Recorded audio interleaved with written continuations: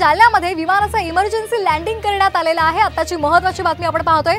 जालन्यामध्ये विमानामध्ये बिघाड झाल्यामुळे इमर्जन्सी लँडिंग करण्यात आलेलं आहे। आताची महत्त्वाची बातमी आपण पाहतोय। जालन्यामध्ये विमानाचं इमर्जन्सी लँडिंग करण्यात आलेलं आहे। तांत्रिक बिघाडामुळे विमानाचं इमर्जन्सी लँडिंग करण्यात आलेलं आहे। जालन्याची बातमी आपण पाहतोय। आपण ही दृश्य पाहतोय साम टीव्हीच्या माध्यमातून। एक्सक्लुझिव्ह दृश्य आपण पाहतोय। जालन्यामध्ये विमानाचं इमर्जन्सी लँडिंग करण्यात आलेलं आहे।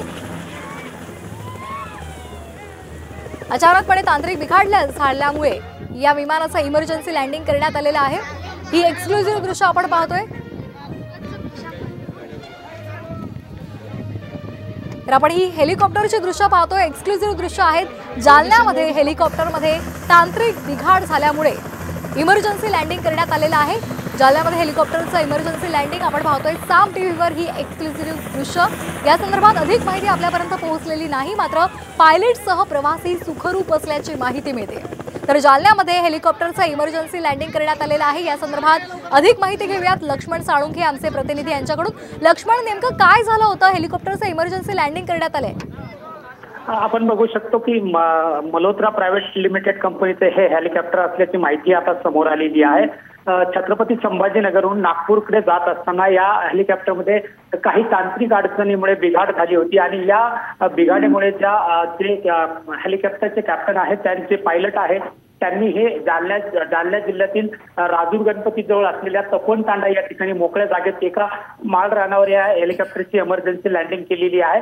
ह्या इमर्जन्सी लँडिंग दरम्यान या संपूर्ण हेलिकॉप्टरमध्ये एक पायलट आणि 2 जण या कंपनीचे कर्मचारी असल्याची माहिती समोर आलेली आहे। लँडिंग झाल्यानंतर घटनास्थळी तात्काळ राजूर पोलीस ठाण्यातील पोलीस कर्मचाऱ्यांनी आणि गावकऱ्यांनी त्या ठिकाणी धाव घेतली होती आणि त्यानंतर अर्ध्या तासानंतर त्या पायलट आणि त्या 2 कर्मचाऱ्यांनी या हेलिकॉप्टरमधले तांत्रिक बिघाड ही दूर केली आणि त्यानंतर या ठिकाणून या हेलिकॉप्टरने उड्डाण घेतलेले आहे।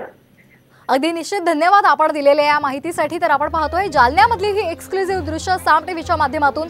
जालन्यामध्ये हेलिकॉप्टरमध्ये बिघाड झाला होता, तांत्रिक बिघाड झाला होता आणि त्यामुळे हेलिकॉप्टरचं इमर्जन्सी लँडिंग करण्यात आलं होतं। पायलटसह प्रवासी सुखरूप असल्याची माहिती मिळते।